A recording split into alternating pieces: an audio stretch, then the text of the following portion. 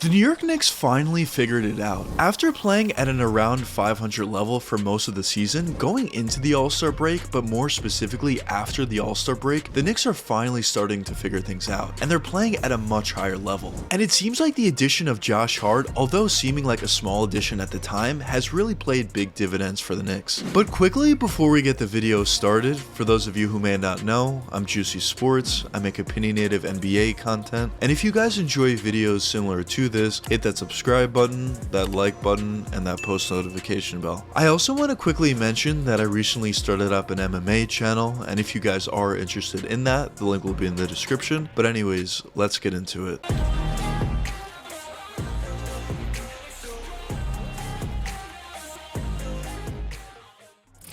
For the most part this season, the New York Knicks are playing at a 500 level, which was actually a significant upgrade as compared to what they were doing over the previous two seasons. And one of the main reasons for why the Knicks were playing a lot better this year was the addition of Jalen Brunson, and the fact that they added another high-level scorer who had a really nice ability to score from that three-point range, especially from that mid-range where he's an extremely efficient shooter, but also had a really nice ability to drive all the way to the basket at a very efficient rate as well. But a huge reason, and one of the main reasons for why, in my opinion, the Knicks were playing a lot better this year as compared to in years past was due to the fact that Jalen Brunson was a really good passer and playmaker and had a really nice ability to run the offense in clutch situations. It's pretty clear that he makes everybody around him better, and that's exactly what you want to see in your point guard. I think we especially saw this in the play of Julius Randle, who's having a real bounce back year this season as compared to last year, and one of the bigger reasons for why is the addition of Jalen Brunson. Brunson is just getting the ball to Julius in the right spots to make it a lot easier on him.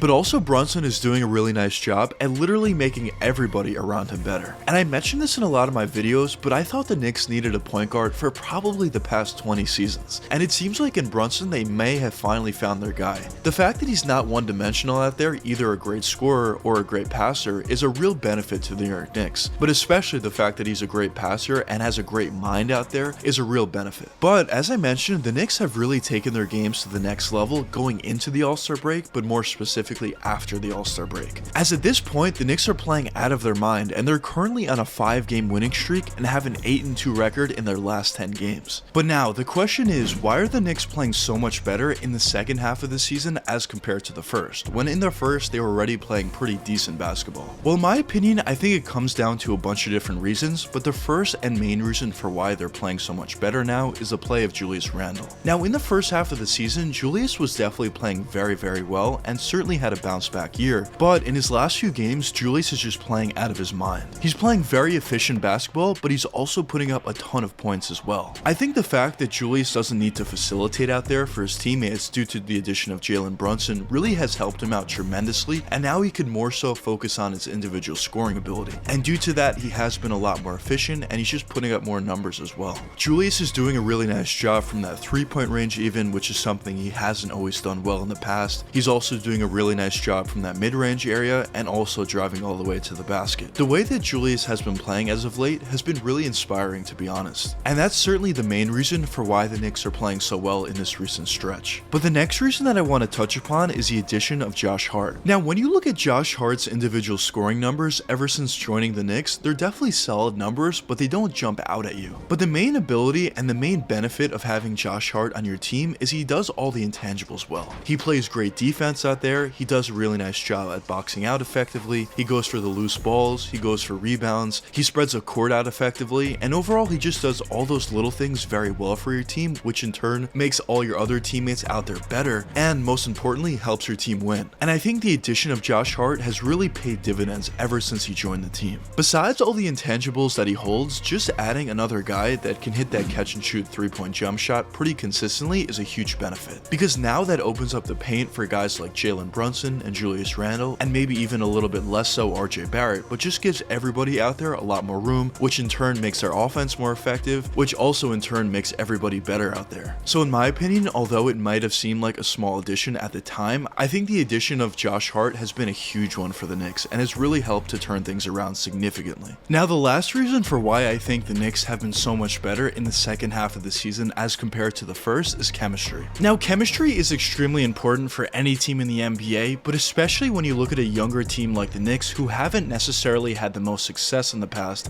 it's even that much more important. And the fact that the Knicks have been having much better chemistry as of late has really turned into these wins. Because not only are the Knicks winning in close games, but they're also dominating a lot of teams that they have been playing as of late. And obviously it's a relatively small sample size, but it is really nice to see the chemistry is starting to get better with time this season, and also the Knicks as a unit are playing much better as time progresses. And if the Knicks are able to continue on this trajectory, they would turn into a pretty good playoff team by the end of the season, maybe being able to win one playoff round. And if, for example, the Knicks are able to make it to the playoffs and they do make it through one playoff round, that would be a huge success for them. And that, in my opinion, would put them right back on track to where they were after their season in 2020. But of course, at this point, that is a big what if. They do have a lot of work to do. They do need to consistently play as well as they have been as of late, and even honestly get a little bit better. But I definitely think based on the talent that they have on their roster in Julius Randle, RJ Barrett, especially Jalen Brunson, alongside with a lot of supplementary guys they have on their roster like Josh Hart, Quentin Grimes, and others, they definitely have the capability to do so. And I think basically what a lot of people are expecting, including myself, is just to see that progression. Obviously the Knicks aren't going to win a championship this season or even next year unless they improve significantly somehow, but most likely they're not. Basically what everyone is looking for is just to see that progression. The Knicks did a really nice job in 2020 at starting that progression and making the playoffs. That was the first step, even though they didn't do anything in the playoffs. And unfortunately last year the Knicks really fell off that progression and just didn't play well whatsoever. But this season it seems like once again they're playing well. But in my opinion, what the Knicks need to do to continue on that trajectory